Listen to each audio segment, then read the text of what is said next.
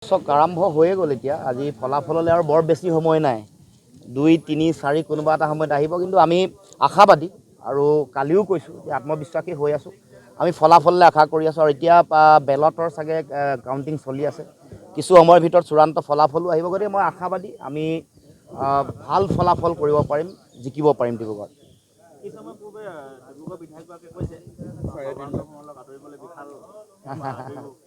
ধৈৰ্য ধৰক অকণমান, ফলাফললৈ অপেক্ষা কৰক, অত্যুৎসাহী কোনো হ'ব নালাগে।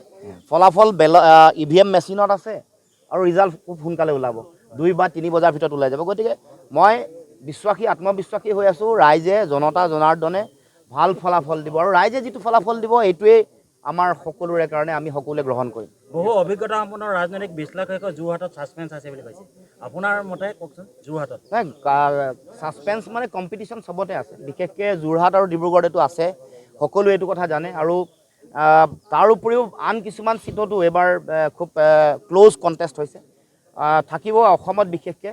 গতিকে মই ভাবোঁ যে ফলাফললৈ বৰ বেছি সময় নাই, গতিকে আমি সকলোৱে ধৈৰ্য সহকাৰে নিৰ্বাচনৰ ফলাফললৈ সকলোৱে অপেক্ষা কৰাটো প্ৰয়োজন। বিৰোধীয়ে কিমানখন পাব বুলি ভাবে?